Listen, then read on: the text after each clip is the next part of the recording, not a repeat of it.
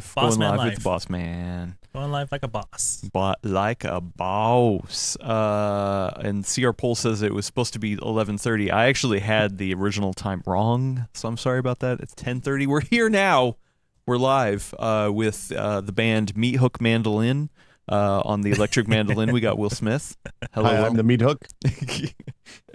and with the dainty little hands on the acoustic mandolin is Brad Sharkus. It's true. I actually have size extra small hands. So. And It's true. I guess I'll do the triangles. Oh, the triangle. Or the carrot triangle and cowbell. You got there to be you the jug, Willis. The That's jug- the thing. yeah. The electric jug. I want to be I Oh. want to be that little fish or a washboard. No, I want to play the washboard The or the washboard. spoons. I don't know. We got a good band going here. Meat Hook Mandolin. It starts you with a know- good name.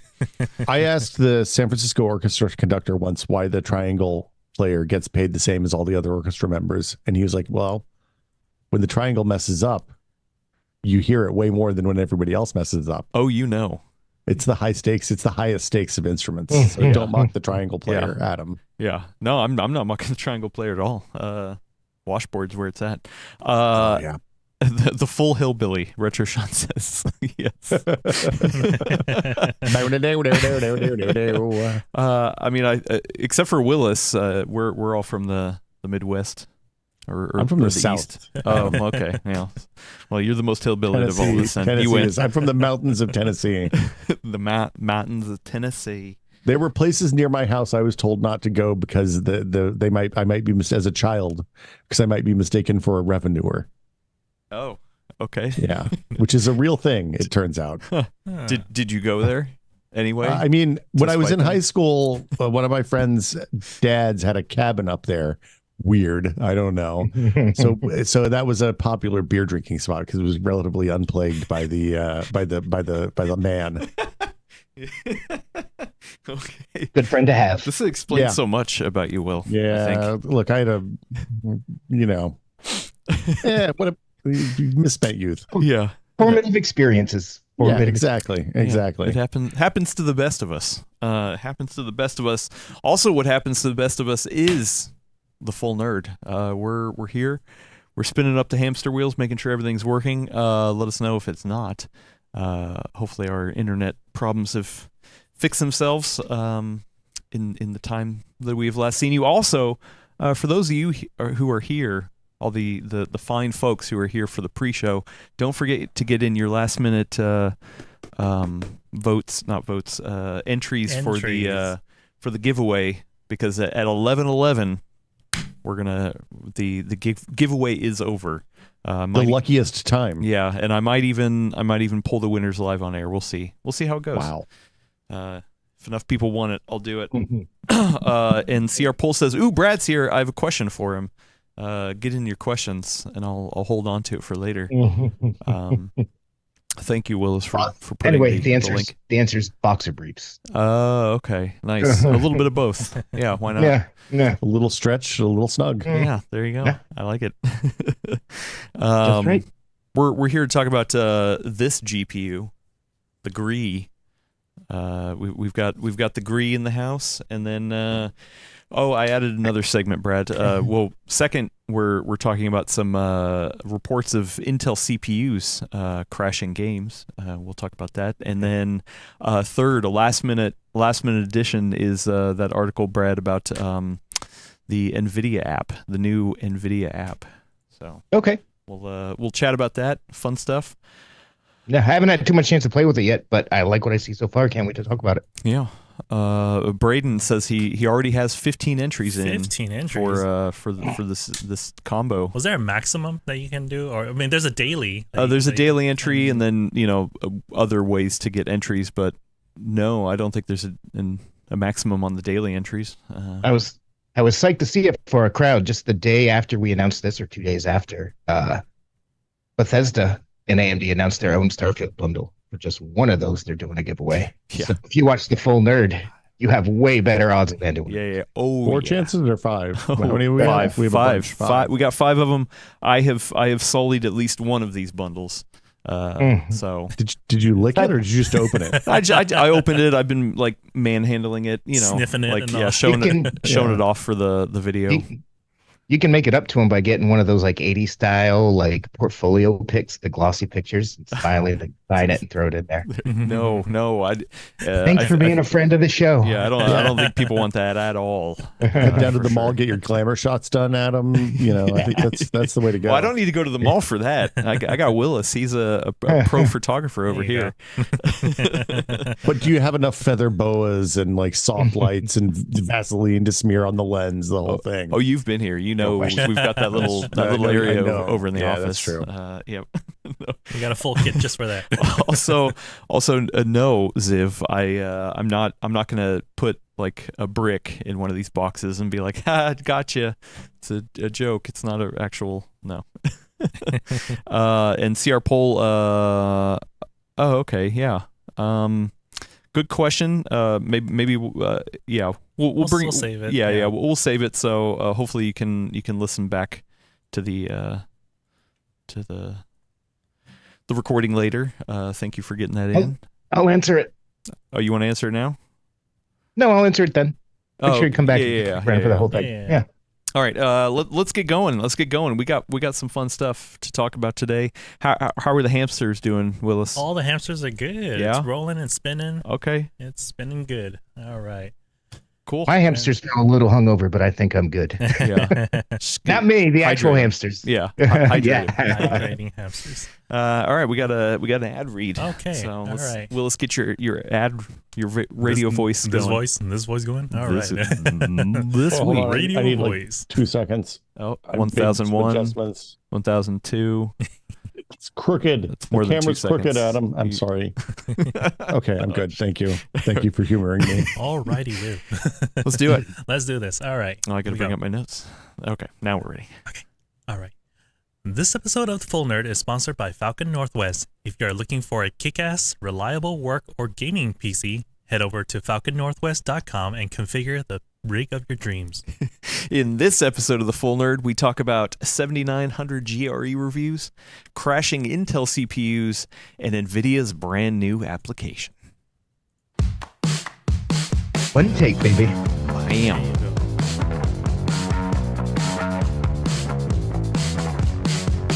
Welcome to episode 292 of the Full Nerd Podcast, PC World's premier PC hardware podcast. I am your fill-in host, Adam Patrick Murray.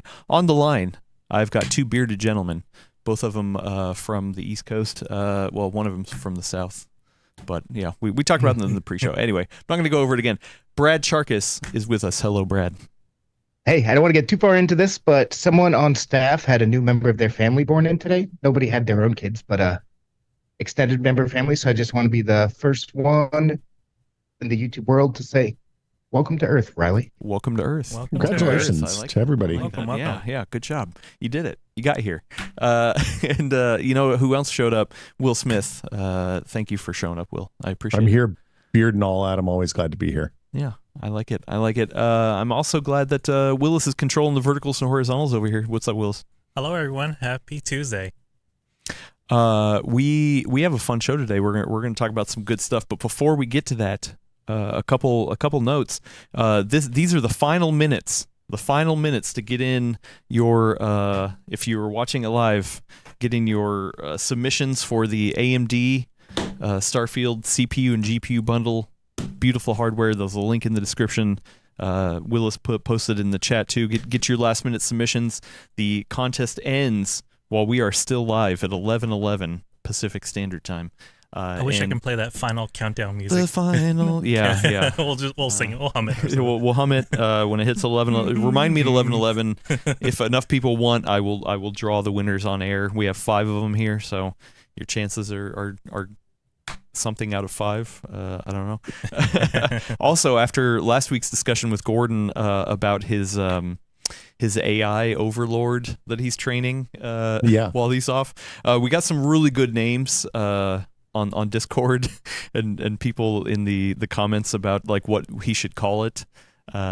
So yeah, when Gordon comes back, when he has another chance, I think we'll catch up with him. But one of my favorite ones was Gordon Net. Gordon Net is just Look, classic if kind of. we're- if It's like an homage. Yeah, if we're all going to be killed by some sort of AI overlord, I hope it's made by Gordon. Yeah, Gordon had I got to bring it up. He had one from.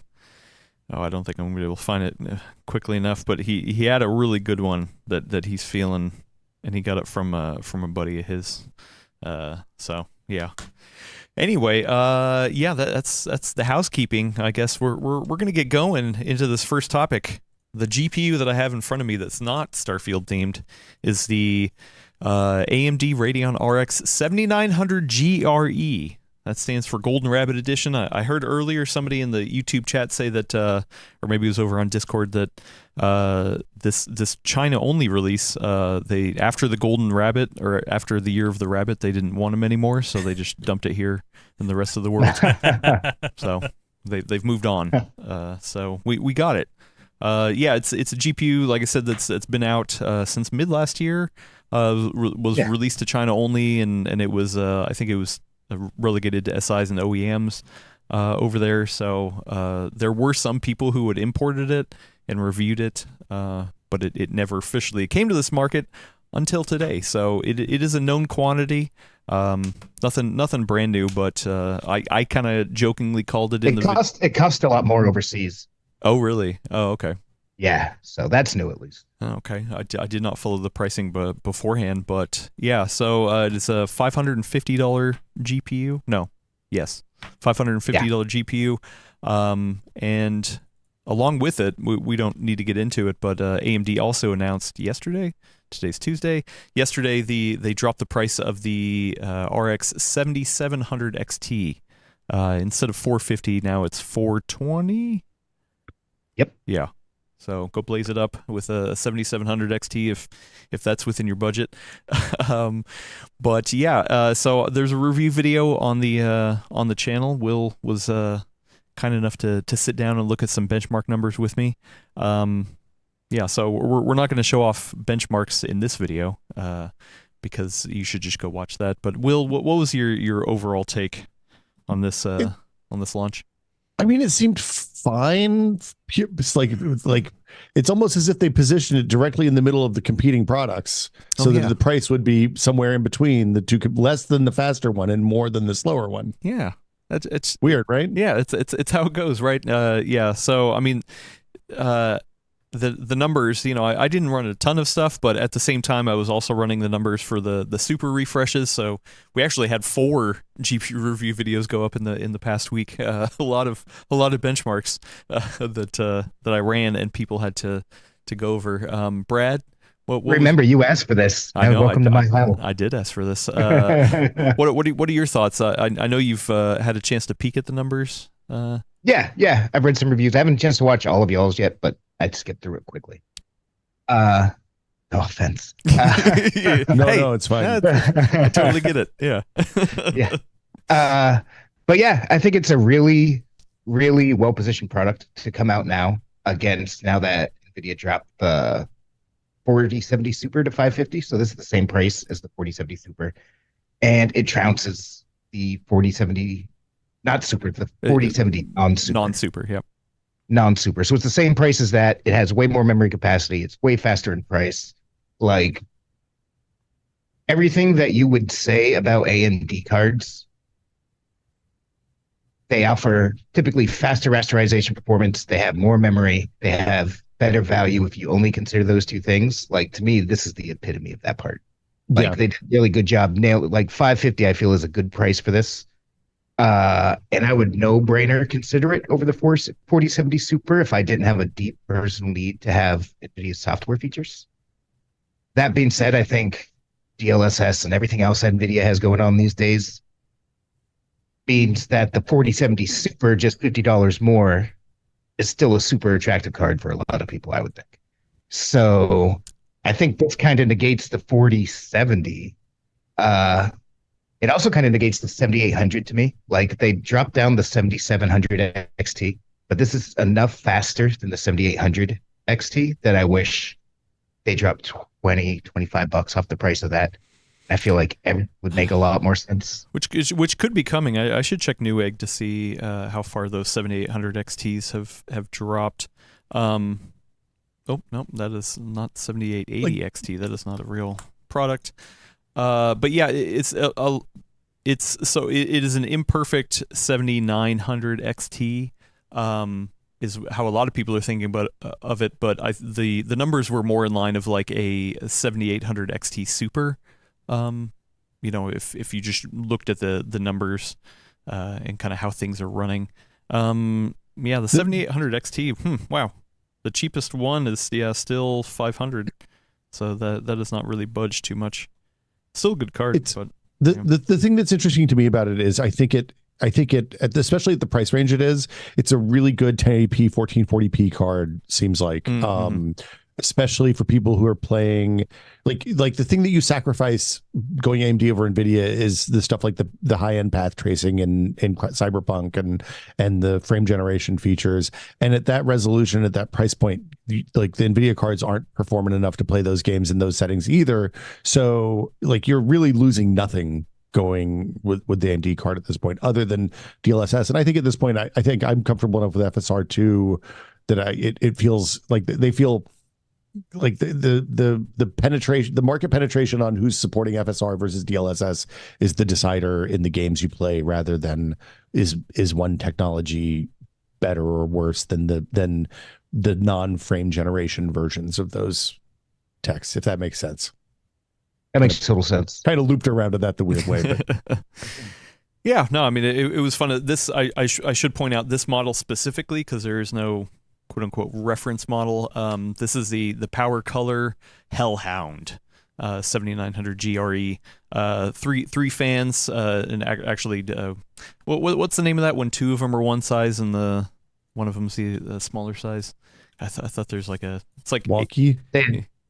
Yeah, I don't know, but yeah, nice little design. It lights up. It's got an LED switch, a OC and silent BIOS. Which is in a weird spot. I've Brad, have you seen the BIOS switch here by the bracket? One or two times, Really? very rarely, but it does happen every now and again. Yeah, I was kind of curious to see that. But yeah, no, I mean, and of all the GPUs that I tested recently, because once again I did the super reviews as well, so I kind of had all the numbers in there from all that. This was one of the coolest cards in the test that I ran. So. Yeah, no. Well, and in the raster perf, especially like raster and like light ray tracing, even like for Returnal, if I remember right, it kind of smoked everything else out there, because it's like it seems like it's going to be good for running the games that are going to be the majority of ray trace games for the not too distant future. You know, there'll be a handful of PC exclusives it'll probably struggle with, but it's and 16 gigs. We didn't talk about that at all, but it's a 16 gig card versus a 12 gig card, right?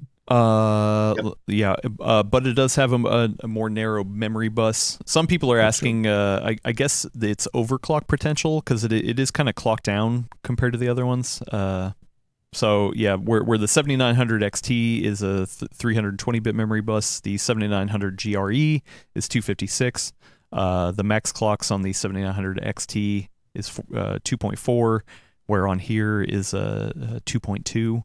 So clocked a little bit lower, but supposedly people have been getting pretty good overclock results out of this card, so you're able to push it even a little further, close to a 7800 XT. Is it a two 12-volt connector, or a two 8-pin connector, or one 8-pin connector? This one's two 8-pin. I have not looked. There was actually a lot of models out there. I was surprised that like a lot of people reviewed it. Let me see. I would think all of that would probably be 2 or 3. Okay. Like, Yeah, just because it's based off of the higher end SKUs coming down. It makes sense, right? and it is Yeah. 260 watt TDP. Oh yeah. You know what? Actually, on Newegg, and I know Newegg's not the end all be all, but I'm only seeing. Oh, there is one model that has a dual fan design rather than triple. All the rest of them have triple, and this one has two 8-pin. So yeah, looks like a two 8-pin is going to be the barrier there. Yeah, no, fun stuff. I don't remember. Does anyone remember the reasoning why they didn't bring this out in the first place, and that it was only China only? Brad? They never said officially, but the thought was clearing out stocks of the 1600 generation over here was a lot harder than over there. Got it. Oh, okay. And then it was a good A spot. lot of those were bought up in those giant China crypto mining farms. Oh, So got it. And now the idea is that with the super refreshes, hey, AMD's got a new car smell as well. So I like I love it overall because up until recently, until the 7800 XT launch, whenever that was last year, Mhm. like we didn't really have any true 1440p cards this generation. Because to me, the 4070 was good for 1440p, but it started at $600, and that's very high starting price for 1440p. And the 4060 Ti and 4060 and 4060 Ti, because their memory is all pure 1080p. So the reason I love the 7800 XT so much is because it was a true 1440p card for a true 1440p-ish price. And now between the supers and this, like top to bottom, we're still paying more than probably everyone would like to as far as consumers go, but I feel Of like course. we have good options at every option of the stack finally years into this generation. Yeah, we actually had a question. I don't know if it was over on Discord. Let's see if I can find it real quick. Here we go. Yeah. A friend of the show, Ivan R, asked, in light of constant refreshes and region not so specific releases, which GPU generation had the biggest number of released models? And is this the one? Because I do feel like there are a lot of models. Is the more the merrier, or should the world need only like 3 models, a low, mid, and high range? I personally I think the more the merrier, right? And maybe this is wrong thinking, but I feel like people buy with whatever budget they have. It's like, okay, well, I've got around $400, or I got around $500. That's what I'm willing to spend. What's the best bang for your buck there? So like having more options in that stack gives you a little bit of leeway to be like, you know what, I could save $50 by bumping down here, or I could, if I spend $50 more, I could bump up a little bit more here. So I like more options personally. What do you guys think? I mean, it's something. Oh, you go go ahead. ahead, Brad. No, Sorry, you you go. first. I refuse. No, after first, you, sir. sir. I Okay. insist. Okay.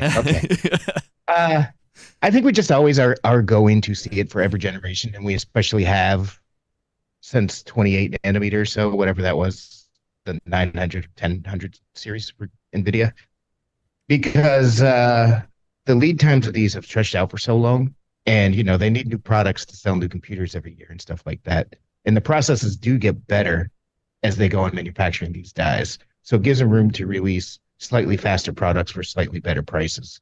So that's why I always, at this point, a year or so in, we start seeing supers or TIs. At one point, we had like a 1070 Ti XE or something like that. It got really ridiculous a couple of times.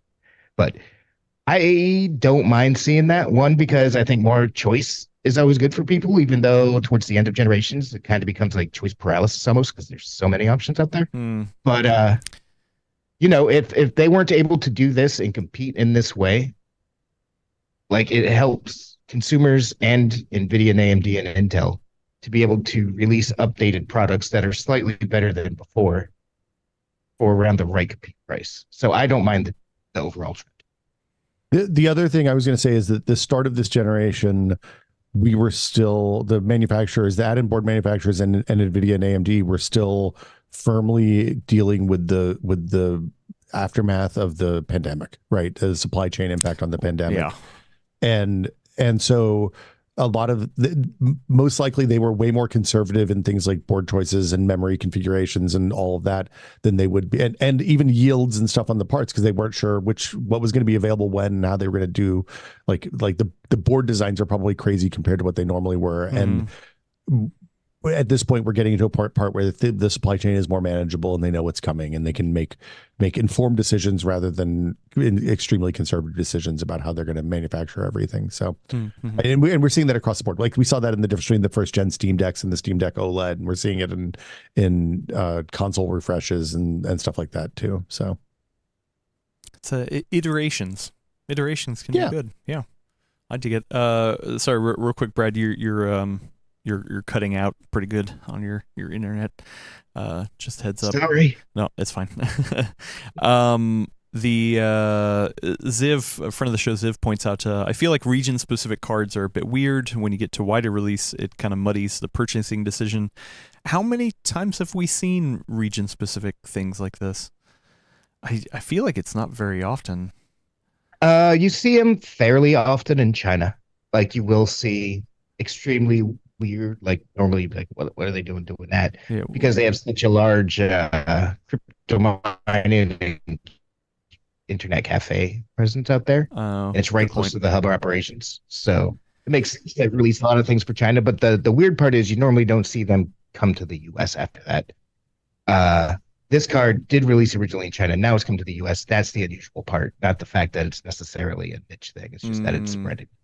Got it. It's also worth mentioning PC parts are basically the only like this is one of the very small number of markets that doesn't work like this always, right? Like if you're buying a refrigerator or a TV or anything that plugs into power mains, every single region has different SKUs, so like you can't compare across international boundaries. And also realistically, you're not going to ship a refrigerator from China or Europe to the US. Unless it's really cool. Actually, Have to be a really good refrigerator. I tell you, we have to check real close because we have other glimpse behind the curtain at PC World. We have like our German colleagues at PC Welt and stuff like that, and we try to pass laptop reviews back and forth. Like we're not covering this, or you guys, but you have to pay real close attention because the SKUs are different because they have different plugs, they have different keyboards, like all that kind of stuff is everywhere else but graphics cards, processors. Let me tell you, you get an AZERTY keyboard and it's going to ruin your day, it turns out. Friend of the show, Rurutu asks, aren't these just bad chips that didn't make the cut for a 7900 XT? Like, so maybe explain how, like, technically these are bad chips, right? As in they don't fully qualify for one of the other models, but does that necessarily mean that they're bad chips? Like you're going to get more instability or problems down the road? No. These are bad chips for the full spec 7900 XTX. They're probably bad spec for the 7900 XT, or otherwise they'd be that. But they're perfectly fine chips for the 7900 XT GRE. Or 7900 GRE. Does it have an XT in there? I don't know. No XT. That's coming. That's the next month. Oh, It'll no, be the GD XT. Yeah, better be GD. But no, they set these lines up. Part of the reason why you see the higher end cards first in a generation is because there's always fallout. Like they make these GPU guys with chips off of big, huge wafers, and there's some that are wrong. And so they build into the whole process, hey, we're going to start releasing the step down one later because if this one has 10% bad stuff, we'll make it an XT. This GRE has 2 of the memory chips, because there's memory chiplets in it, disabled. So that could have just been trash, just waste that you throw in the garbage. But instead, they just disable 2 of those chips and release a 7900 GRE at a good price point. So it's market efficiency, I would say. It's one of the places that the semiconductor industry has gotten really, really good at over the last like 25 years. Because if you think back to like the classic example is the Pentium Pro, which was a P6, the first P6 core, and they had this really high speed L2 cache that was attached to the die of the CPU, so it would run at full clock speed, 200 whole megahertz or 266 megahertz, something ridiculous. Ooh. That's blazing fast. But look, they couldn't test either of them until they were attached to each other permanently. So they wouldn't know if the cache was good or the CPU was good until they glued the cache on the CPU, and those chips were crazy expensive as a result. They ended up making a whole different physical connector to solve that problem with the Pentium 3s, I guess. But like now we get all the way down to individual sections of the CPU and GPU where they can say, okay, this one's not working. We'll just build some extras in and turn off 3% of these and it's fine. And there's like, it's just part of the way business works now. You're not getting a faulty product when you buy one of these cards.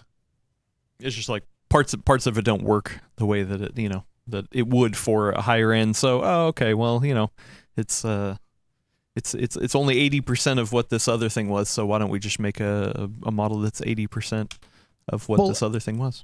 And my assumption, I don't know if this is true, but my assumption is also that they look at their yields coming off of the high-end giant parts and decide what the mid-range parts are going to look like based on both what the market wants and like what their availability is on the failure to assert, right? Failure to bin. Mm-hmm.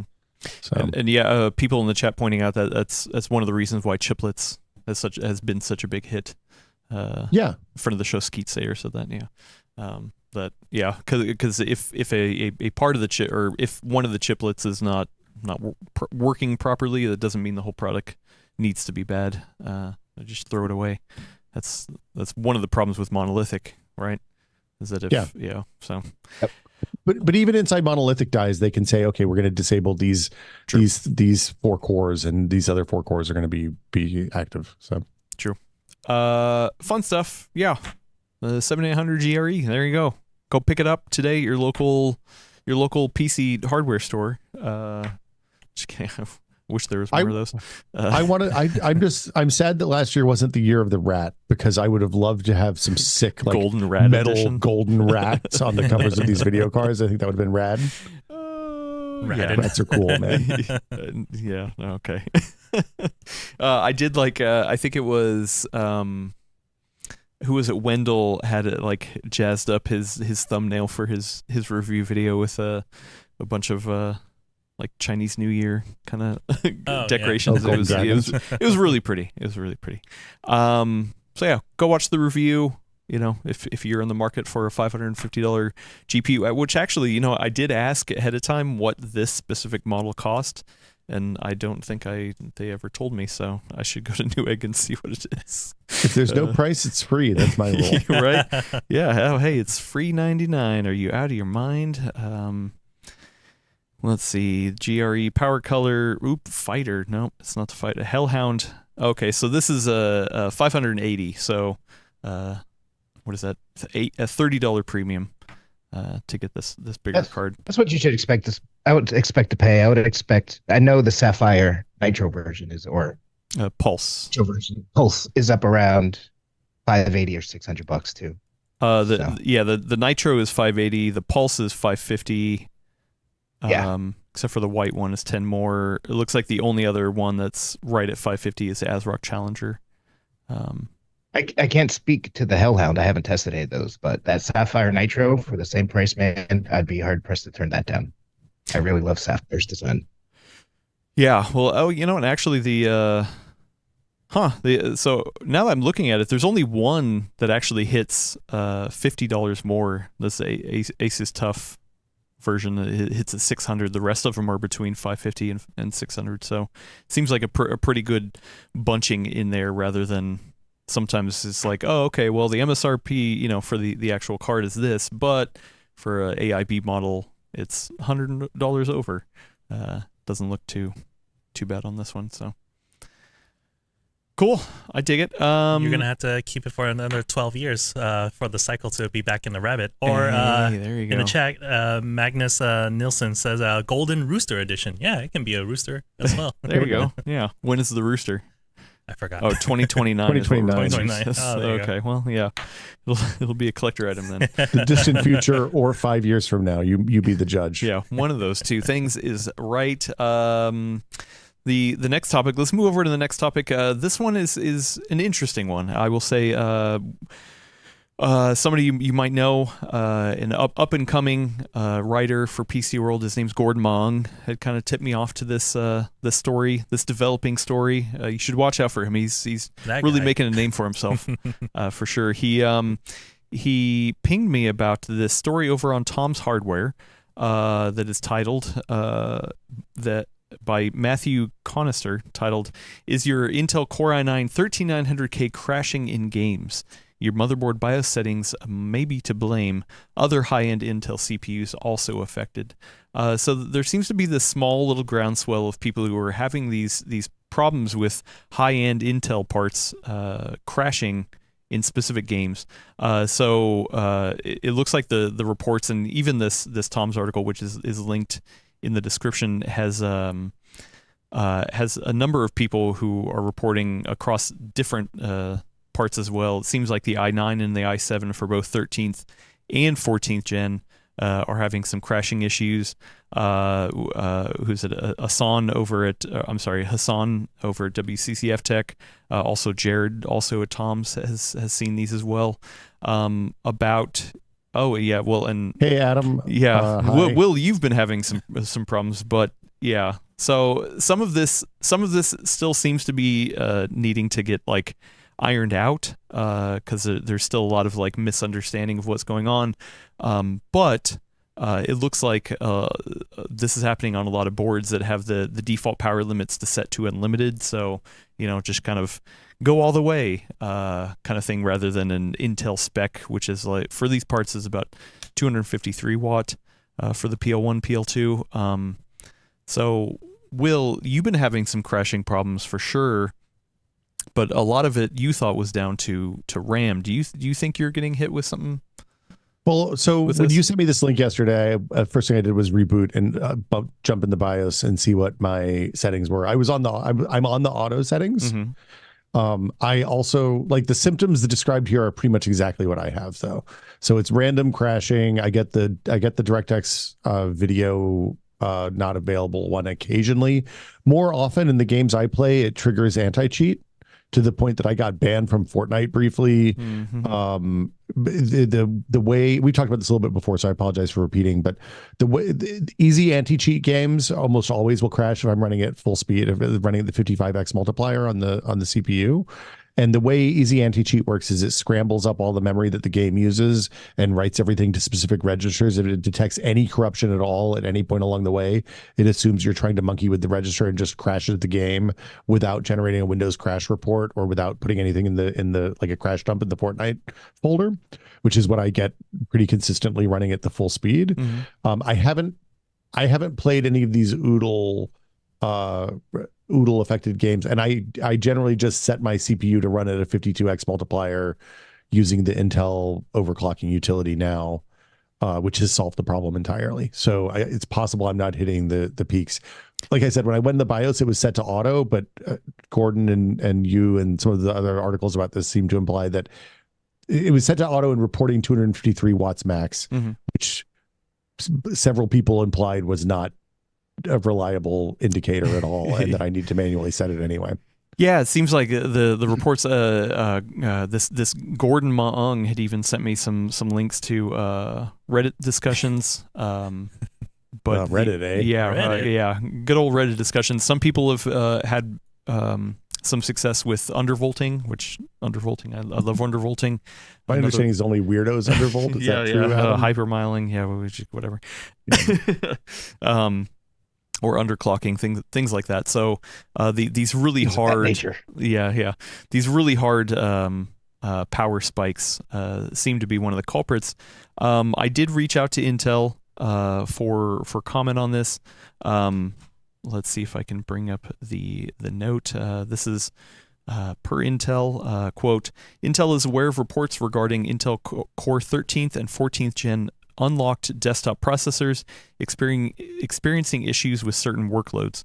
We're engaged with our partners and are conducting analysis of reported issues, end quote. So it looks like, kind of everyone's in experimentation mode, kind of, digging into what's going on. One of the other discussions that people seem to be having is, hey, is this degrading my CPU? Is this, pushing it too hard to the point where I need to worry about the long-term health of my CPU. I mean, and these are i7s and i9s, so we're talking about over $500 CPUs that could be potentially be getting degraded here. So that's the first question I had. Yeah, you did actually. I've already RMA'd the CPU once actually because the memory controller conked out in the first one. So yeah. I don't know. Gordon, with all the digging that he's been doing, he hasn't.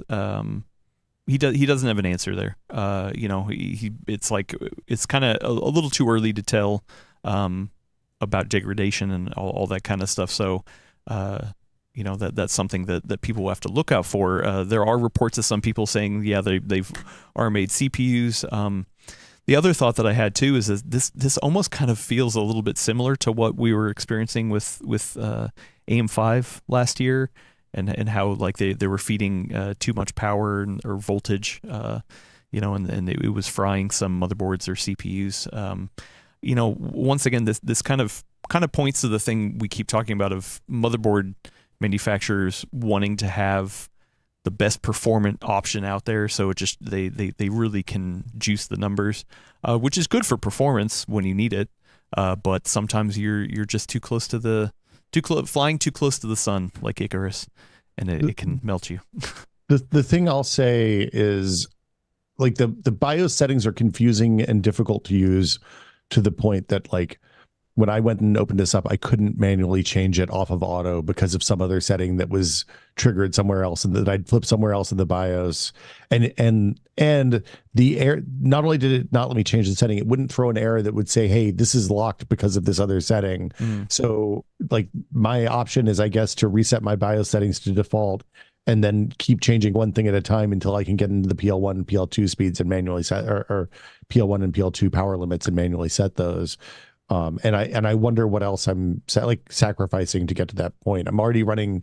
My hunch is it's set that way because I'm running the Intel failsafe defaults on the SVID, but I don't know for sure. So it's like I'm not the most extreme power user. I'm not this Gordon Ma-Ung guy. But I do feel like I'm pretty competent and know my way around the BIOS, or the UFI, whatever we call them these days. I still call them BIOS. Yeah, it's still BIOS, right? Yeah. But yeah, it's weird. It's weird that we have these problems. These things should be getting easier and not more difficult. Is what my takeaway. Once again, I mean, I think all these parties are interested in getting the biggest bar, because that's always the better. From what I've heard. Look, if the big bar makes your machine unstable and crash all the time, I'm going to go ahead and say I don't think the big bar is better in that case.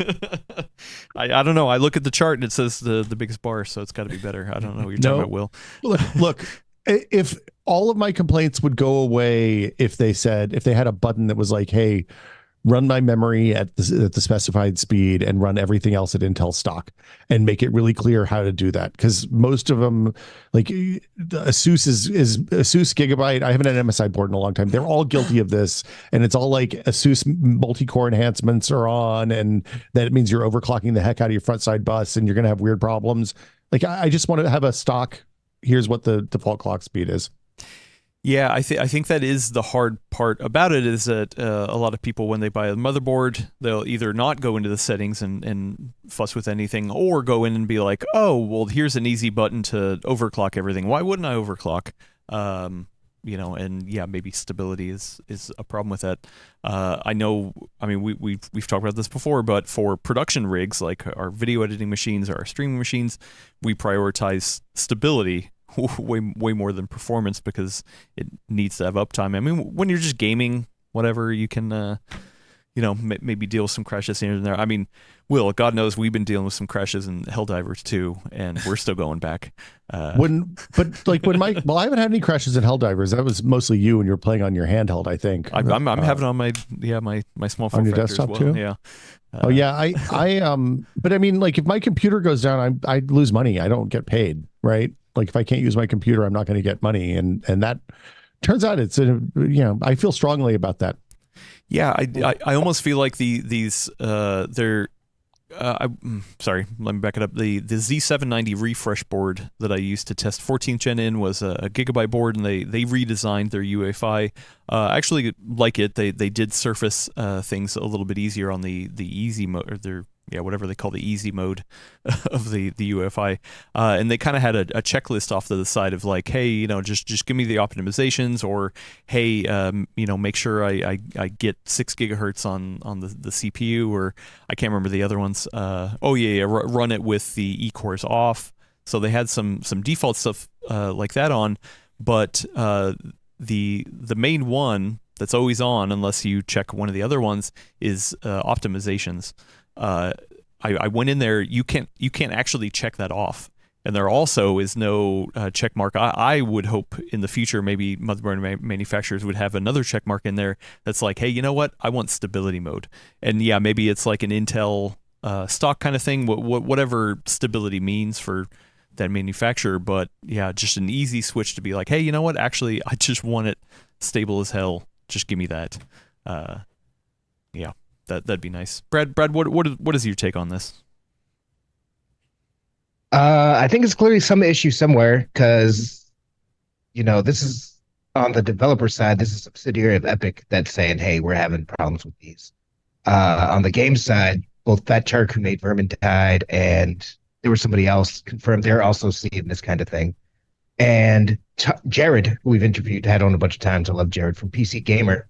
If you read the article, he can actually runs into this issue himself whenever shaders are recompiling. And, it's consistent for him. They saw the same thing at WCCF Tech. Reading all those forums, there's a lot of smoke here. So the idea of these things running super hot all the time ain't great. It does kind of have shades of the AM5 platform of last year. But I think at this point, there's enough eyes on it that they're going to find out, and we're all going to find out what the true issue is. And we will know within a couple of months whether this is something people need to be worried about. I would doubt it, to be honest. I would think they might extend the warranty for these parts if there is an issue, kind of a thing, but they're already ridiculously long for it. Yeah, I mean, I will say their RMA service was really good when I had to send the first one back. It was like I paid for the. I can't remember if they charged me for a quick turnaround. They might have just taken my credit card and not charged it until I didn't send the other one back.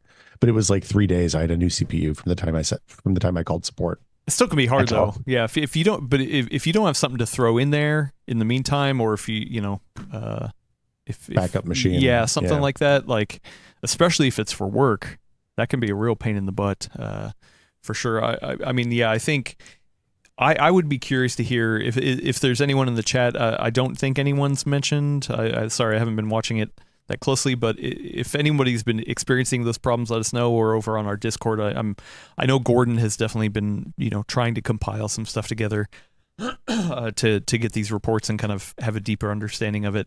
I think the other topic though of degradation, how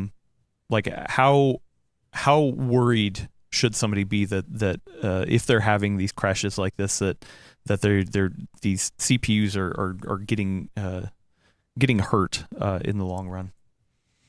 I mean, look, we have a machine we can come in and test with this. I think we should do some science here. I would be like, we do have lab coats. but it's true. At least one pair of safety goggles. Sorry, we'll have to share or something. Well, so I was going to say on the first CPU, the one that I ended up having to RMA, the problems did progress. So it started out as relatively infrequent and it got worse and worse. And I didn't have extra memory or extra CPUs on hand to test to see exactly what the problem was. But when I called Intel, then they were just like, "Hey, send this back. We'll send you a new one," and the problem solved itself. So it's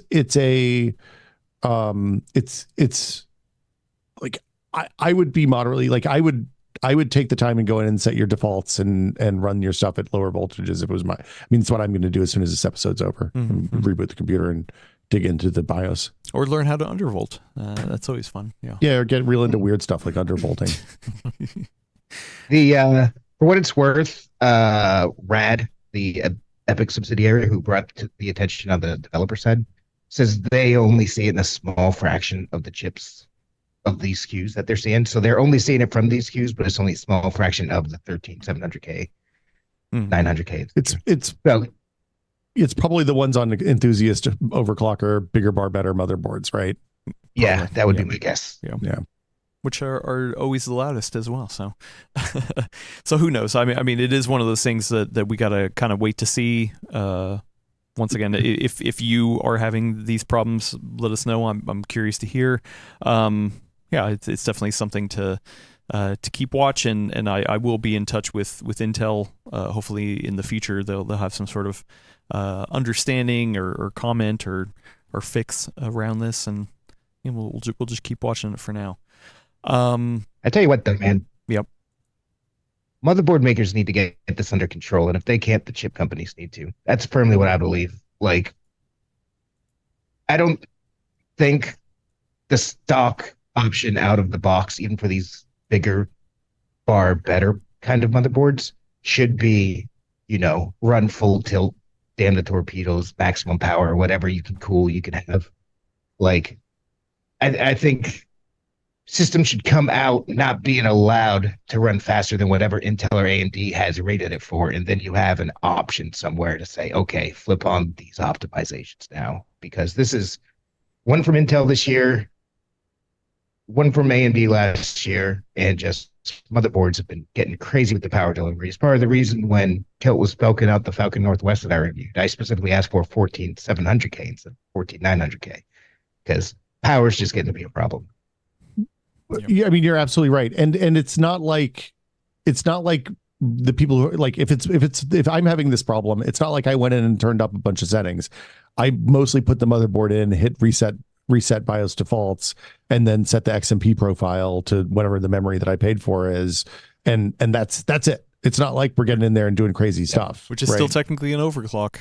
I understand that, but it's all the other stuff that ASUS is doing in this case. And I'm picking on ASUS because it's an ASUS board, but ASUS has all this other overclocking stuff that they turn on by default, and they don't make it explicitly clear that it's overclocking to people who are doing it. So, yeah. Yeah, so we'll keep an eye out for it. Let's switch over to the third topic, something to kind of get a little bit excited about. I don't know about when you saw this, I was like, oh wow, NVIDIA has made a new app that is combining the GeForce Experience and the control panel, and it doesn't look like it's straight from the 90s. The control panel looked kind of old. So yeah, this is right now. It's just called the NVIDIA app. Right, and it's in beta. Brad, is that what it's called? The NVIDIA app. Yep. Very straightforward. Makes me think it won't be just games in the future. It's funny you say that because when I installed it a minute ago, it said, "Hey, do you want to optimize your creative apps too?" Perfect.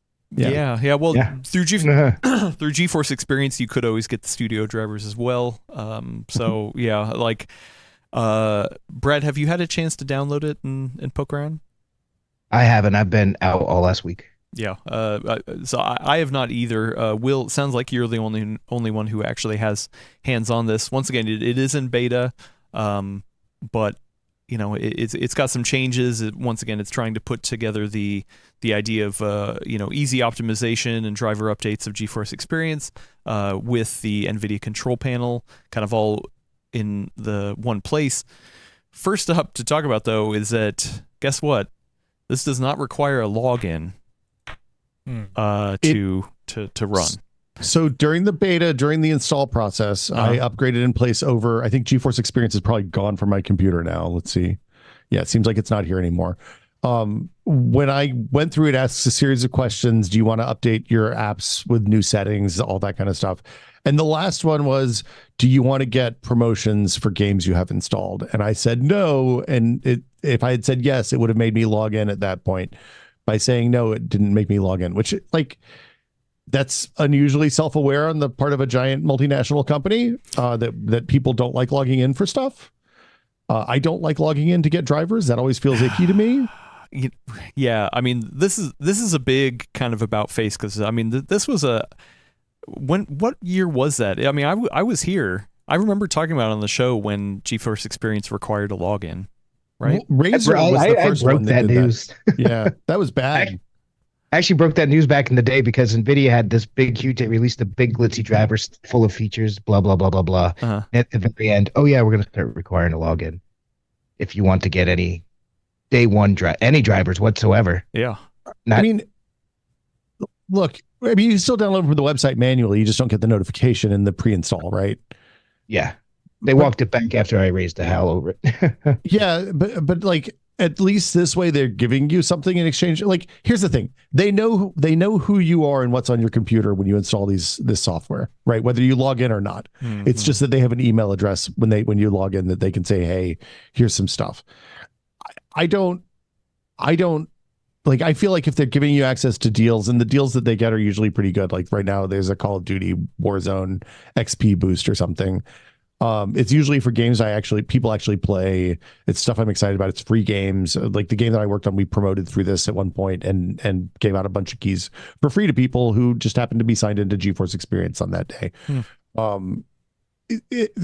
Like that seems like a fair trade. Like you get something for giving them something, which is the login, but not requiring the login is also the right answer for the question. I mean, I've always heard people talk about like, oh yeah, I never used GeForce Experience. I can't believe that, they're requiring you to log in because most of the time you're just using it to download drivers, maybe optimize settings, depending. But yeah, I mean, I did because I always liked kind of an easy place to get notified. Oh, hey, there's a new driver out. Okay, cool. Might as well do it. But I can totally understand why people didn't like it, and I was honestly surprised that they never did walk it back. and I guess even more shocked that, hey, with this new application, oh yeah, you know what? Actually, we don't need to do this, or it's an option, kind of thing.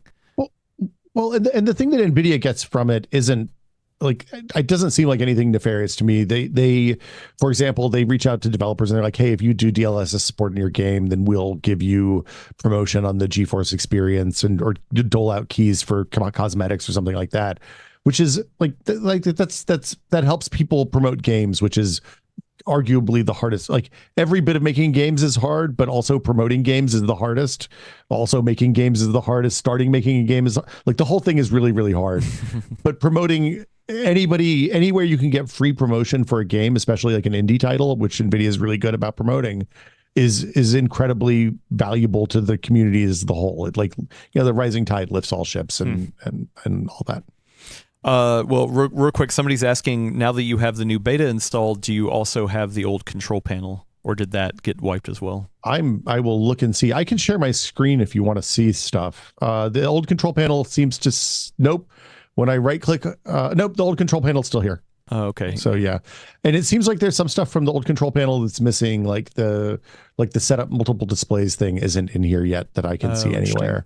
Okay. So stuff like that, like the things that are here are the per app, and it looks like the old page that had the list of all your games that would set the games in app and then also set the driver values for the games is combined now. Because it has, like, when I did, do you want me to share this? Is that easier? Sure, why not? Than painting a word picture? Yeah, go for it. I mean, we still need to paint a word picture for audio listeners. That's true. To a is this degree. Unprecedented, though? I don't this is any unprecedented. Will, just coming around here, changing things, for the hell of it. Okay, so this is home screen, has a list of the games you have installed, carousel with like new drivers and stuff like that on it. You know what? Actually, this kind of reminds me of GeForce Experience. Kind of has a similar layout. Or I'm sorry, GeForce Now. GeForce Now. Yeah. It's very GeForce Now-esque. And then here are some NVIDIA looks like created or authorized apps that will give you like the Canvas thing, which is a AI painting thing, the Frame View, the NVIDIA broadcast tools that let you green screen yourself out, like links to them on this homepage. The drivers. Oh, go ahead. I was just going to say, it kind of these tiles, right? It almost looks like a tile-based architecture on this homepage. Wow. And they can, yeah, right? We're going back to tiles. It looks like, I mean, you can definitely go into different ways. I mean, they have a discover area for tiles, and then your library, and it just shows the most recent games in your library. I don't know if that's based off of. Have you played Ghost Recon Wildlands recently? I haven't played any of these games in a really long time, so it's weird that my guess is that these are like Spelunky 2 I played fairly recently.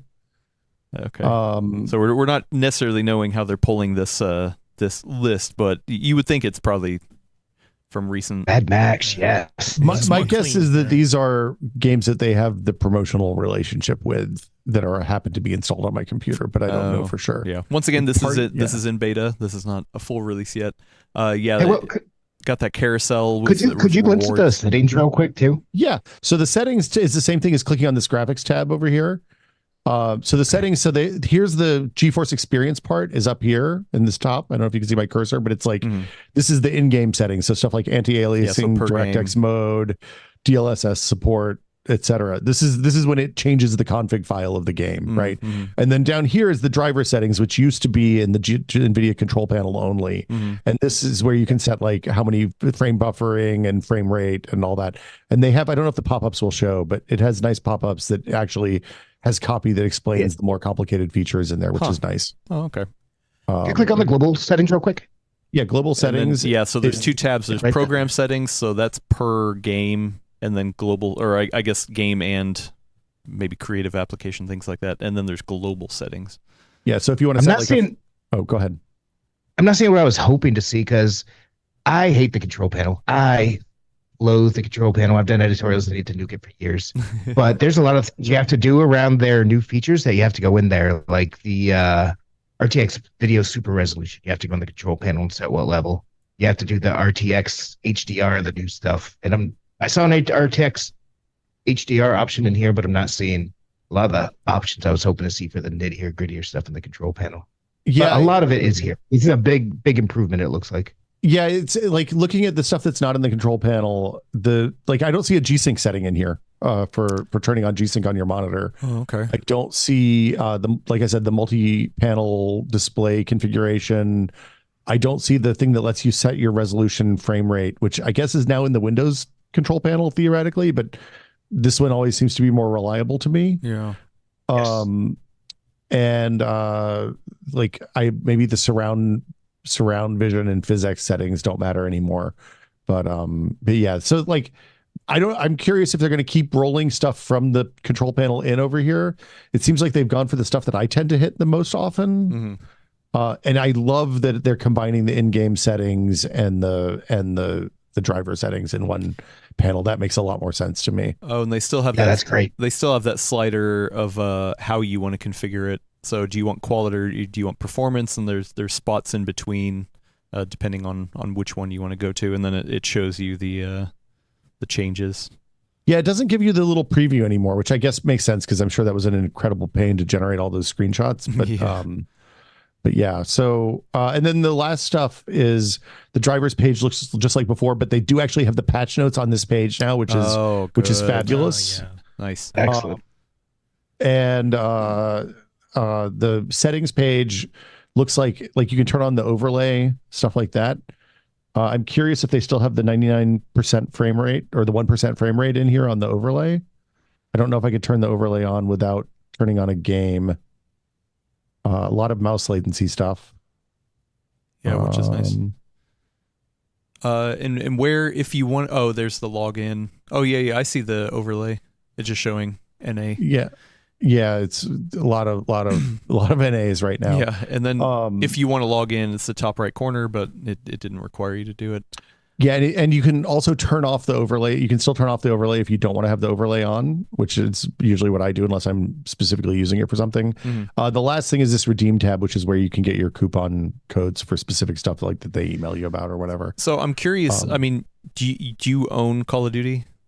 I do own Call of Duty, Okay. and it knows that I play Call of Duty. It's probably even installed. So that's why I'm wondering if the redeem stuff is based off of stuff you have installed, or if they're going to surface stuff that you don't have. It hasn't been in the past. It's usually whatever the redemption partnership is. Yeah, usually they send that out to everybody whether they have the game installed or not. That's part of the part. But like You do.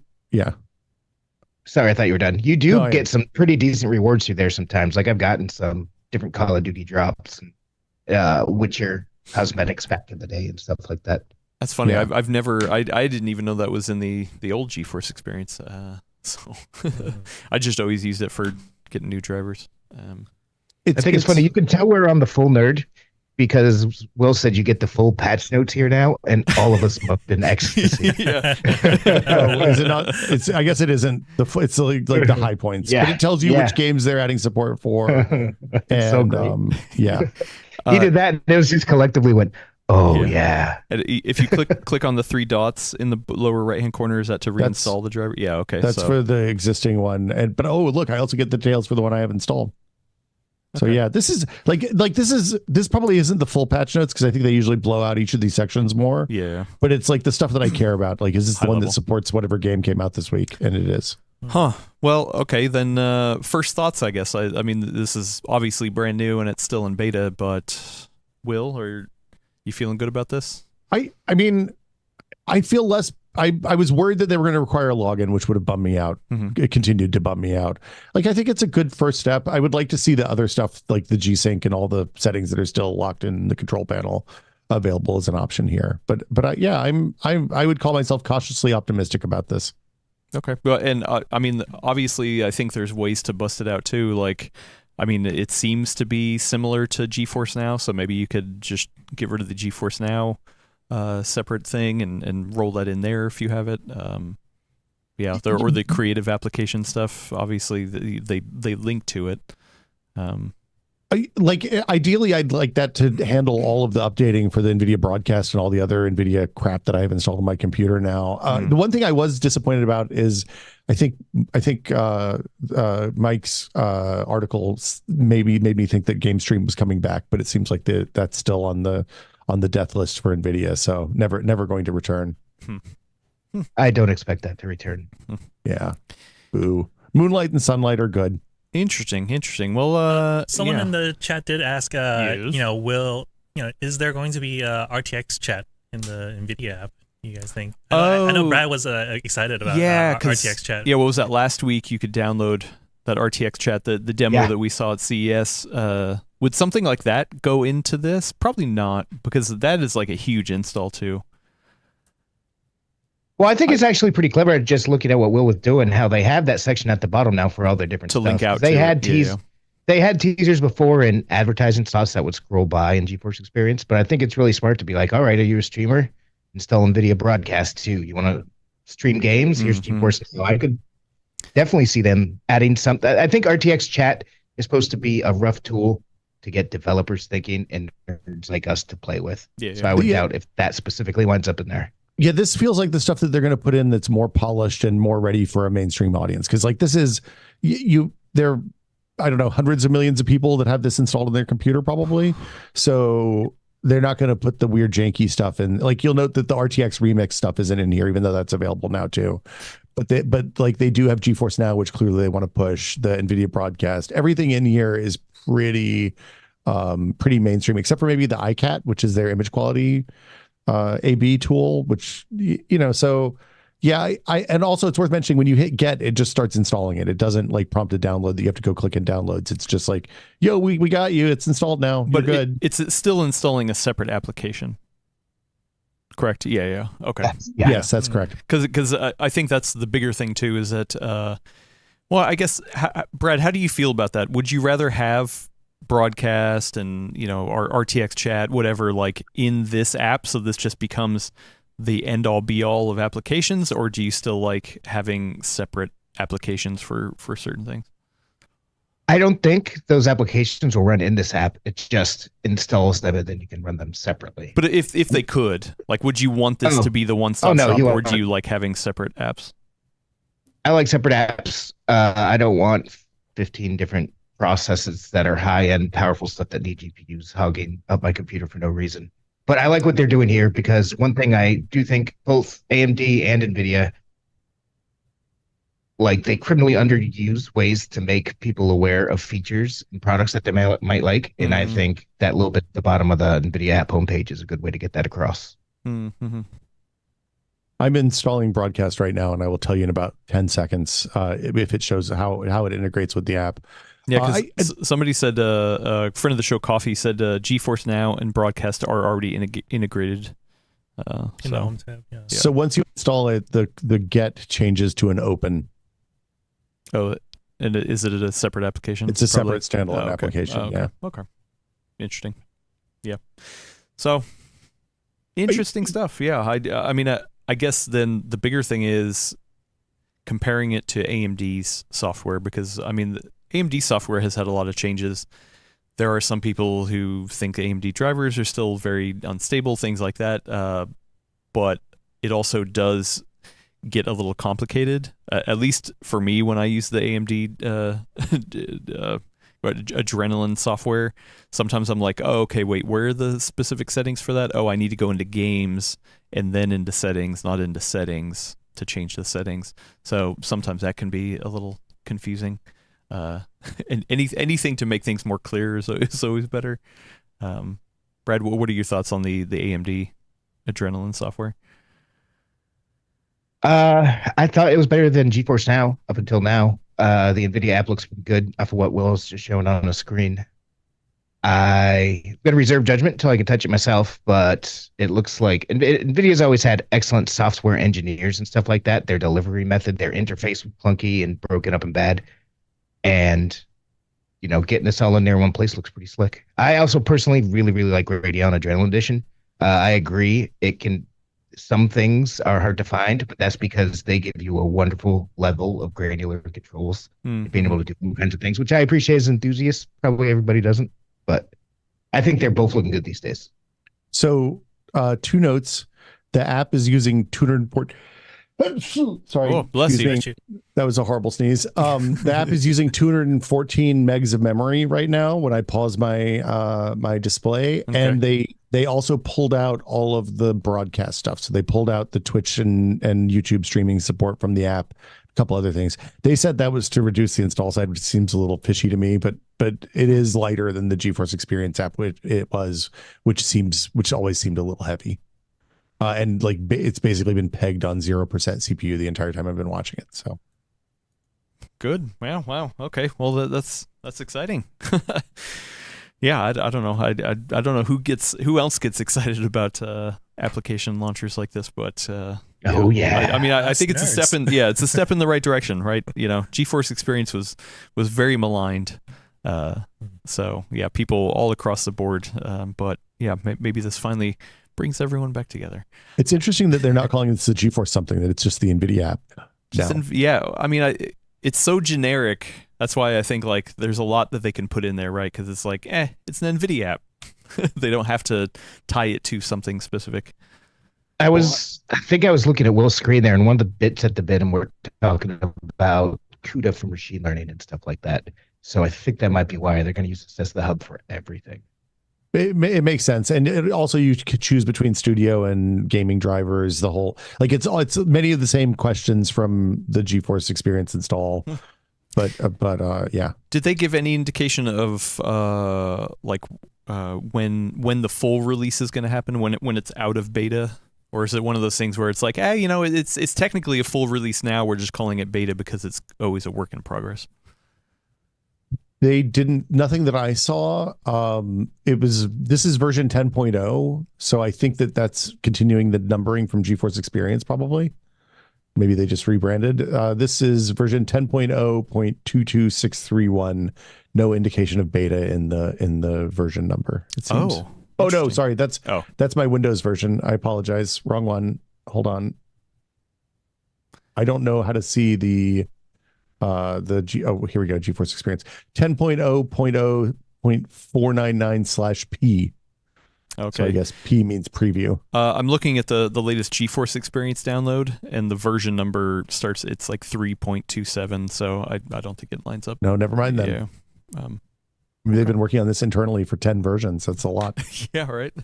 If it is going to be a beta, it's going to be for short bit. And NVIDIA does genuinely do that sometimes as they polish up the last things, but they tend to execute a bit. It's not a Gmail situation. Huh. Yeah. Okay. All right. Well, or maybe in time for RTX 50 series. Who knows? There's one part about this I want to talk about before we move on. Please. Something that kind of flies on the radar that I'm looking forward to testing personally. They also introduced as a new setting in this app, RTX HDR, which is probably the thing that they found hidden in the codes when it released for video recently. But what it basically does is use the Freestyle, like the Ansel follow-ons, HDR filter, so you can tweak it and tune it and stuff like that. So if you have an HDR monitor, I would highly recommend downloading this new app and go poking around, checking it out, seeing if it looks good or if it looks like trash, because proof's in the pudding with these things. And then email Brad and let him know what you think. Yeah. There you go. BCHACOS@PCWorld.com. It's worth also mentioning that the NVIDIA GTC is in 3 weeks. So, if they're going to unveil you make a big deal about a new thing, that might be the place this comes out of beta. Maybe. Yeah. All right. Let's get to the wrapping up the show. We got the Q&A. Yeah. section. Before that, we got Falcon Northwest is in the house. Oh, right Falcon now. Northwest, the maker of this fine frag box that's sitting right next to me here. It's just like the ultimate fidget item. There's just so many things to play with on it. These captive screws on the back. This nice little cutout on the front. And also, guess what? It's a highly stable machine. They tune it for stability. So thank you, Falcon Northwest, for sponsoring the show. Thank you.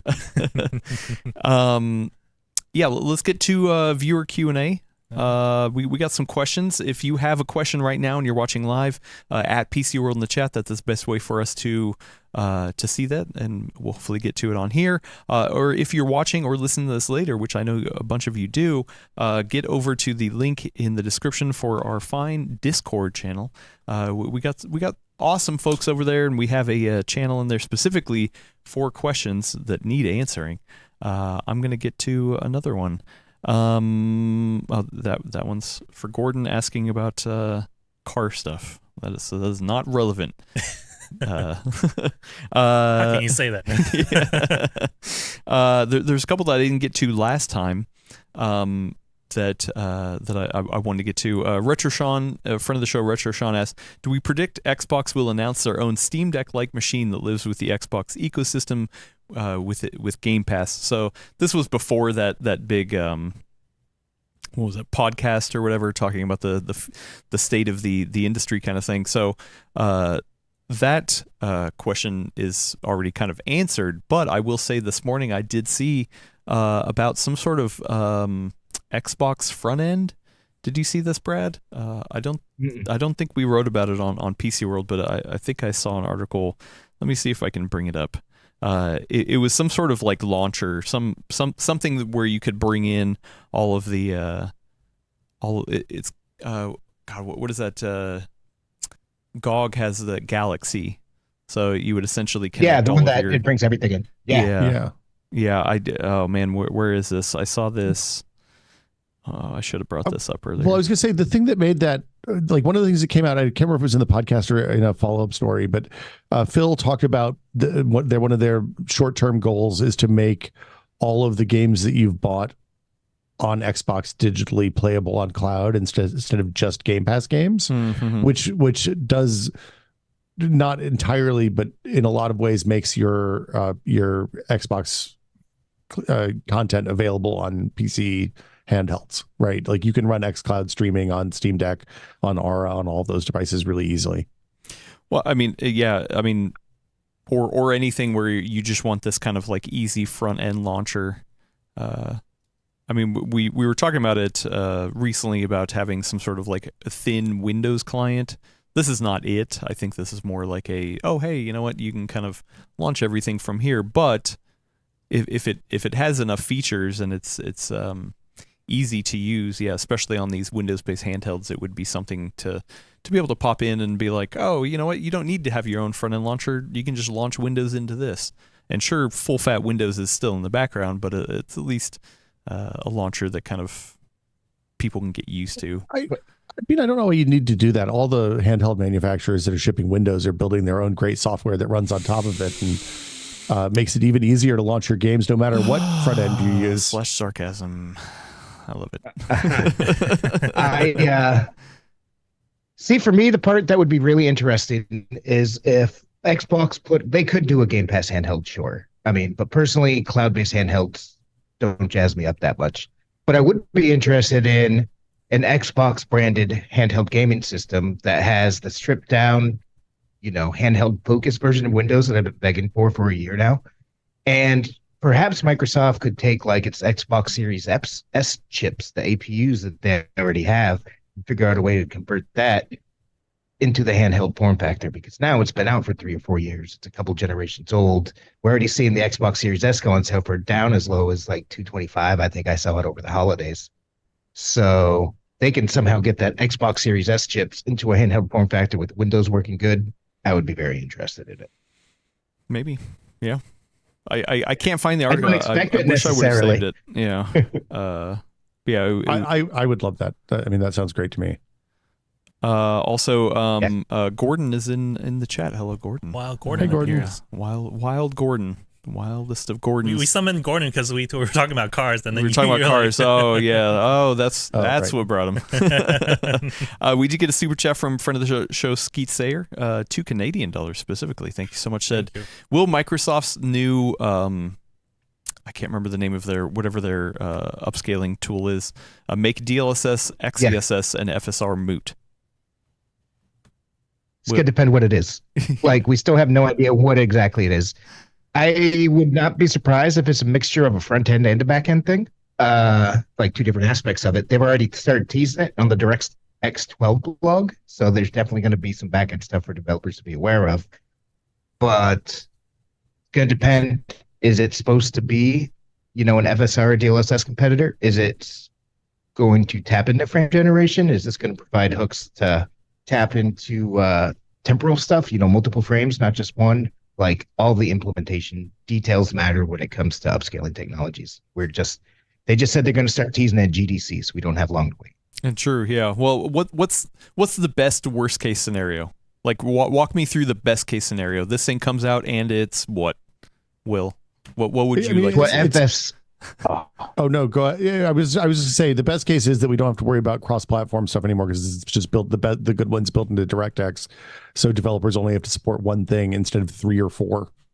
And that's it. And it does all the upscaling and frame generation and all that stuff, and everyone just works on that. I mean, the in order to do frame generation, you're going to have some sort of vector transfer from inside the game.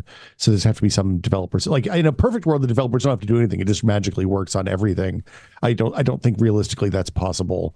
But yeah, I mean, I think the best case is that we don't have to have 3 different vendor specific or tied to vendor standards for this. And then whatever they ship is better than DLSS. Brad, what's the worst case? The worst case. Yeah, worst case scenario. They come out on stage and we're like, what? Honestly, I think the worst case scenario would be that it comes out and just outclasses everything and it becomes the de facto standard. I want it to come out. I think the best case idea is for it to be what FS2 always wanted to be, the universal platform agnostic kind of thing. That's what I think the best case thing is, without frame gen and stuff like that. If they somehow manage to include frame gen, which I'm with Will, I don't necessarily think they're going to be able to do it, especially right now. That removes a lot of incentive for like NVIDIA to put out DLSS 3 and put out Reflex and stuff like that. Reflex only kind of tangentially related to that. But I would like it to end up how monitors have, where, adaptive sync / FreeSync monitors have a great baseline now. But G-Sync monitors are still raw because they have extra features built on top of that you can pay up for if you want that premium experience. And I think there's room for Microsoft to set that baseline standard here, and that's what I would love. And then still leave room for other guys to innovate and compete, because that's how you get truly cool stuff like DLSS 3 Reflex. I just the worst case for me is something that they require on the Xbox side. So anybody who ships cross-platform has to take time integrating, and it sucks. And it's worse than what's existing. So then it's going to take stuff away from PC features that are good in favor of something that is underwhelming, but specific to the console. Well, and yeah, once again, if you take consoles into this, there's no way there's a best case that developers can just not have to ever worry about it, because there's consoles and there's different implementations on consoles. And yeah. So, yeah. I mean, my big question is what's Sony doing? Like, what's Sony doing with that, with their upscaling? Because they live completely outside this ecosystem and are doing their own thing over there. And I'm real curious what their handle on this whole, like they've been real quiet about how they apply upscaling and up frame generation tech. And like, I think it matters less for this generation of hardware than probably the next, but like they have to get on that if they're, it's going to be real important next generation consoles, I think. They had I don't know if it's possible, but I would like if it, in addition to being a consumer feature, they had something like NVIDIA Streamline built into the back end of this. Mm-hmm. I don't know what Streamline is, Brad. NVIDIA Streamline is a concept for developers where basically you implement their, SDK or whatever it is, and it supports both DLSS and it's open to all upscaling technologies that need temporal stuff and whatnot. Mm-hmm. I'm terrible at explaining stuff. But yeah, it has all that back-end hooks. So you do have to do some work in it.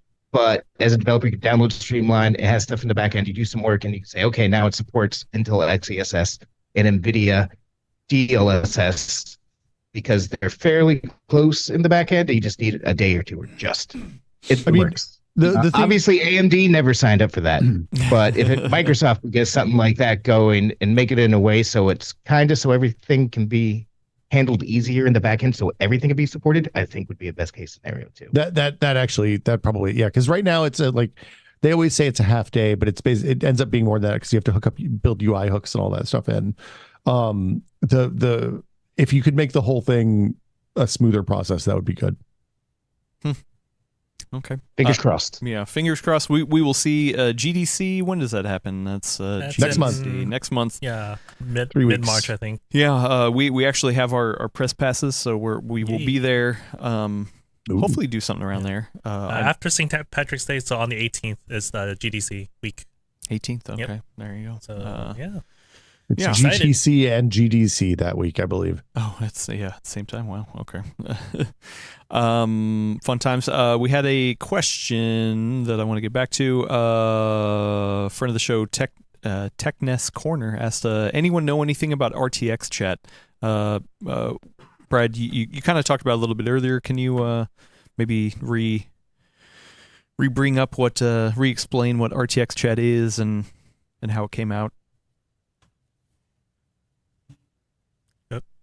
I can. My internet connection is being wonky. Can you see me? Yeah, barely. Yeah. You're coming in from the 90s. Yeah, looks coming like. in high. Yeah, All right. Yeah. Sorry, man. It's starting to hit springtime weather up here in New Hampshire, so everything's melting and dropping onto lines. The internet is really bad. Chat with RTX is basically an app that you can download if you have an RTX 30 or 40 series GPU, and you use it. It's a massive download, like tens and tens and tens of gigabytes worth of download, because you're downloading big, huge local language models like Facebook's Llama, and I think the other one's Mistral, right to your computer. So what you can then do is take Chat with RTX and point it to files on your own computer and train it off of them and ask questions from the files you trained on your own computer. Or you can point it towards YouTube videos and it'll scan the transcript, and you can do the same thing. So ask questions about the YouTube transcript. So yeah, there's limited usefulness there if you don't have a lot of local files that you're hoping to go through. But I think I said this last time, like my dad recently passed away, and I have a lot of PDFs and stuff that I need to go through and get information from. And that's not the kind of thing I would ever want to put in Copilot, but having an AI to be like, all right, look, this is the gist, go here. You still want to go verify like you do for all these. Having being able to have that on my local PC, point it to that, and then ask that questions has a lot of appeal for me personally, at least. It's very, very niche, but seems like it could be pretty fun. Like if you download a bunch of ebooks and point this towards it, and point this towards it and start asking, like, okay, what do you think of Rand? What are the character flaws of Rand al'Thor's character in The Wheel of Time? I think stuff like that would be fun. There's a bunch of stuff like that.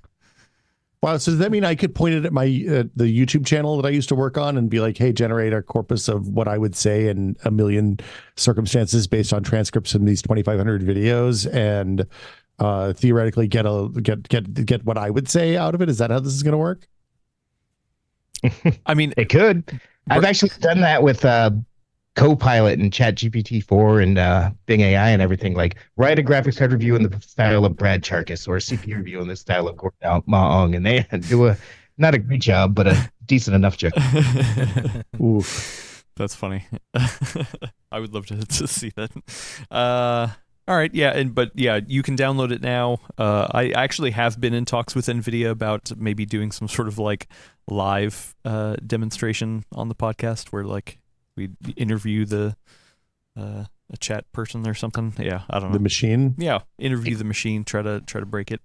Have fun with it. So Don't praise the machine, Adam. don't praise.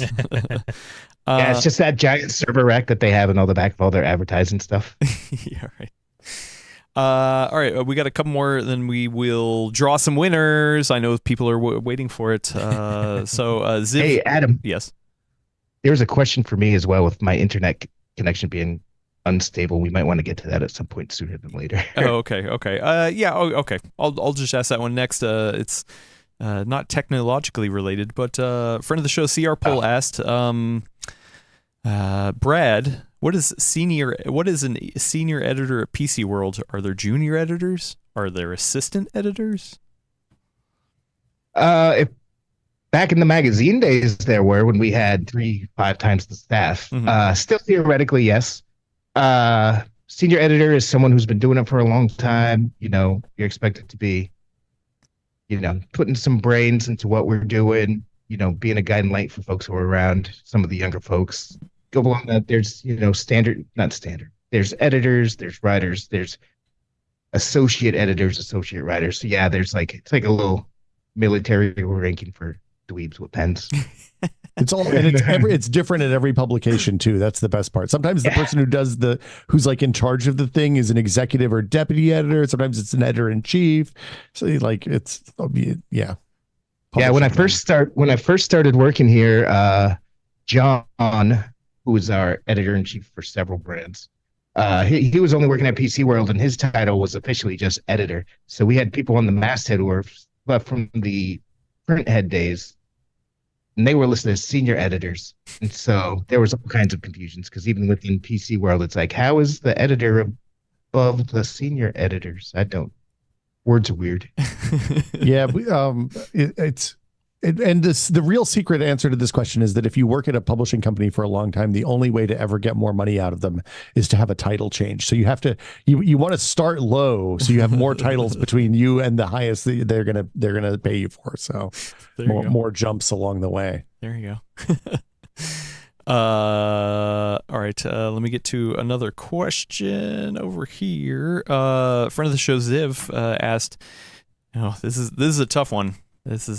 Do you think piracy is morally, if not legally, justifiable when games are impossible or virtually impossible to obtain legally, i.e. abandonware or always online games where the servers have been shut down?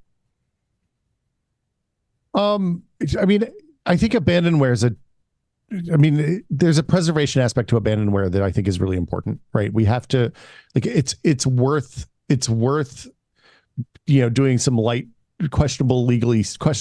legally questionable stuff to preserve games that won't be preserved otherwise. Like I think about the stories about the Japanese game developers who printed out source code for like NES and SNES carts and brought them home with them when normally that stuff gets shredded at the end of the projects. And if it weren't for those people, then we wouldn't have access to some of those games still. The great example here is City of Heroes, which for a long time, NCSoft shut it down. People ran, I think that there was a server leak around the time the game was shut down, presumably from some disgruntled member of the team who really loved the game. People have been running pirate servers of that for 10 or 15 years at this point. And NCSoft just gave them the thumbs up to continue development and like started licensing third-party servers for that game, which hasn't been sold or really available in, like I said, like it shut down like 2008, I think, or 2010. So it's like sometimes it works out and sometimes it's good. And there are a lot of games that are just not available to play anymore, and they would be lost if it weren't for the kind of archival efforts that rely on the same stuff that piracy does. So that's pretty much how I feel too. Yeah, Brad is our resident pirate. You can tell because of the beard. I think abandonware and retro stuff that's not available is a totally different conversation. I think if you're fine with it morally, be fine with it morally. I'm fine with it morally if it's for you. There's those times when those are the only options. That's what you have. That's more a failing of the company not making a product actually available. I'm someone who used to pirate a lot of games, and TVs, and movies and stuff when I was younger. But once I started, especially these days, games are available at pretty decent prices. There's a lot of indie games stuff out there. I'm a firm believer. It might be because I'm a creative person doing a creative job, even though some of y'all might say PC World ain't that creative. But I'm a firm believer in, people pour their heart and souls in these things, and they've earned your money. That being said, if piracy wasn't available when I was younger, when I was making $8.25 an hour on the trucks in a warehouse, I would never have played video games, and I'd never be where I'm at now, spending money in the industry. So personally, I think you should always pay for your games. I can see why some folks might not be in the circumstances when they can, but once you get yourself in the position where you can, make sure you pay forward. The other thing is there's a lot of free stuff now. Like a lot of stuff that previously cost a lot of money is now just like, Fortnite is infinite video game for nothing to thousands of dollars, depending on how much you spend on skins. So that's a good point. When I was younger, these big live service games didn't exist, and they certainly weren't free like that. So yeah. All I do. I've mentioned it before, but I do want to bring on Frank Cifaldi of the Video Game History Foundation. I think, Will, you know him, right? Frank's great. Yeah, Frank's Frank's a awesome. character. Yeah, I've been meaning. We actually had something set up in December, and I had to cancel. But yeah, we want to get him on to talk more about this preservation in general, that kind of stuff, especially for PC games. I would love to watch that. I would love to ask him some questions. Yeah, Frank's a good guy. Yeah, and he's been on the front lines of this for a long time. Like he's cared about this since well before most people were even aware it was a potential issue, and like they've been doing good stuff over there. Yeah, he's awesome. A couple more things, then we'll get out of here. Crap, there was something that I had brought up, and then I totally forgot. So you know what? Yeah. I think it's time to announce some winners. You think it's time? Should I draw the winners right now? Wait, let me live? play it. I would like you to draw what you think they look like from their usernames. Yes, that's my request. I brought it back. Wow. This just in. The competition has ended, and I'm going to be drawing 5 winners at random. It's built into Gleam. I'm not putting them in a hat. I'm not juicing any numbers. Literally just a big button that says draw winners. I don't know how it does it. You're going to have to go ask Gleam about that. I'm hitting the button that says winners to draw. I want to draw 5. Yeah. Allow repeat winners. No. Sorry. And I'm going to hit the button. There is a 1,073 potential users that could win out of... So it's 220-ish, 1 in 220 chance of winning, it seems like? No, because you could do multiple entries. So those were the amount of people. The amount of entries that were put in was about 8,400. So 8,464 to be exact. So here we go. Good luck. I'm gonna hit draw. I do need to double check to make sure that they are relevant. Yes. Oh nope. Unfortunately, somebody is not from the U.S., so I have to. Hold on, I thought Canada was allowed for this one, just not Quebec. This is not even that. No? It is Okay. somewhere very far away. So I'm sorry. Unfortunately, Wow. I'm gonna have to. Dreams dashed here on the full nerd. Gonna have to. At least he didn't say the name out loud, right? No. Don't worry. Gotta make sure Congratulations, first. Billy Jordan. Yeah. Repick. Invalidate. And yeah. So. Okay, I'm gonna repick that. Should have me prepare a drum roll. I know. I'm sorry. Soundtrack. Oh, okay. Yeah. So everyone's from the U.S. Everyone has relevant email addresses. Here we go. Okay. You know what's funny? All of these, but one of them, is our winners from daily bonus entries. Let me look at the ages. Yep, everyone's of at least reported 21 years of age. So here we go. I'm not gonna fully say the names, and I will be emailing you from my work email. So be sure to watch out for that. Gleam does not contact the winners. I will do that myself. So we got a Mark S from Texas, an Avery S from Florida, a Charles S. A lot of S's. What? From Ohio. I don't know. A Kelly K from Tennessee, and Alfred H from New Mexico. You are the 5 lucky winners of these awesome bundles. I will be emailing you separately. You do have some paperwork to fill out because it's over $600 of winnings, so you do have to report it. Adam. Yes. Adam's email comes from our parent company's name is Foundry, so Yes. they'll come from Yeah. not PC World. So don't be alarmed. Yeah. when you see I'm that. sorry. Yeah, it's foundrycode.com is our is what the email address is. Well, I don't know what this R is. Mine's PC World. But Yeah, I need to talk to IT. But yeah, Congratulations, Yeah, everyone. congratulations Congrats, everyone, yeah. to the 5 winners. So is anyone in the chat a winner? I just want to see real quick. Well, I didn't say the full names, so yeah. If someone in the chat just wants to say like, oh no, Yay! Yay. Yeah. oh yeah, the birthday drum party. I should have had that. Yeah. Soundtrack. Yay. No. Good job to all the winners. Congrats. We do have more stuff that I just want to give away over on the Discord. They won't be official giveaways. It's just mostly like, hey, we have extra stuff I want to give Just away. Mailing over on what would Discord. go in electronics recycling rather than electronics recycling, right? No, a lot of this stuff is good stuff, not just Okay. not just recycle stuff. But yeah, thanks everybody for doing that.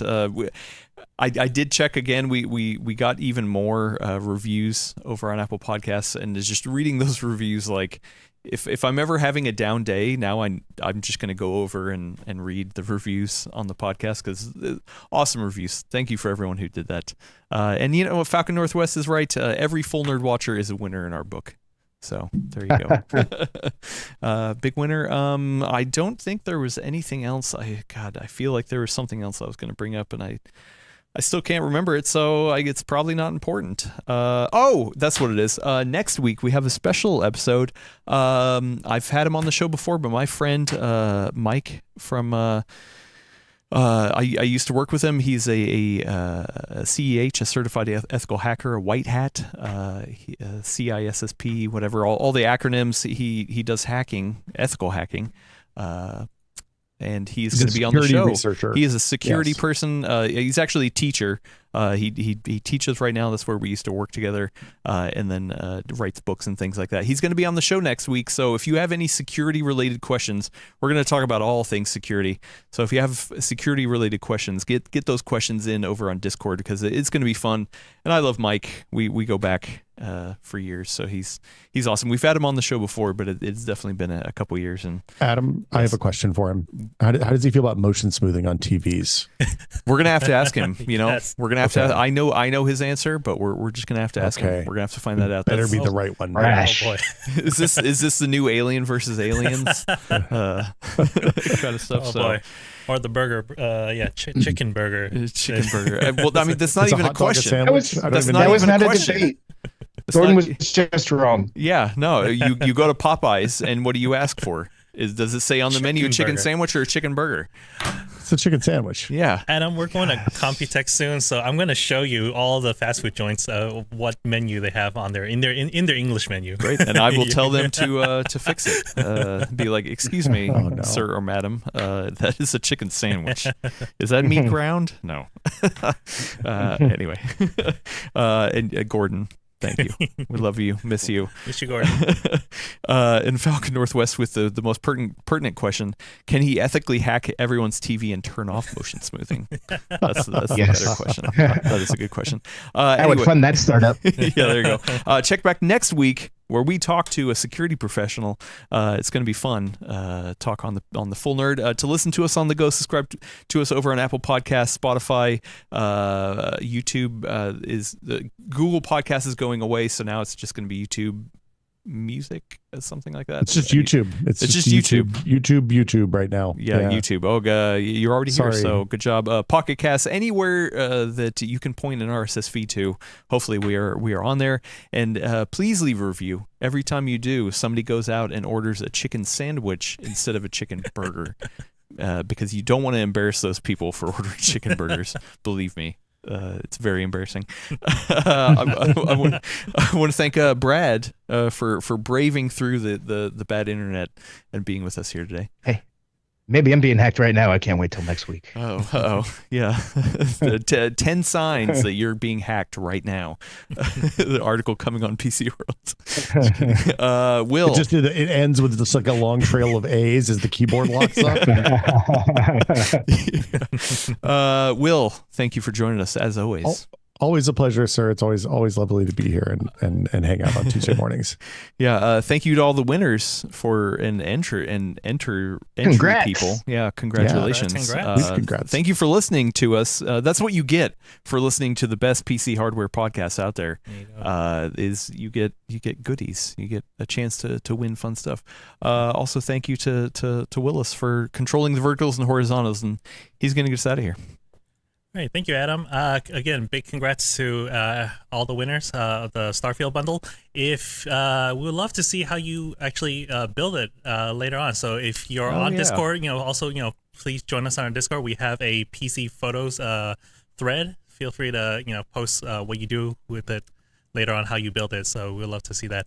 Thank you, everyone, for tuning in, and happy Tuesday. We will see you next time. Bye. Bye. Bye, Gordon. Lurker.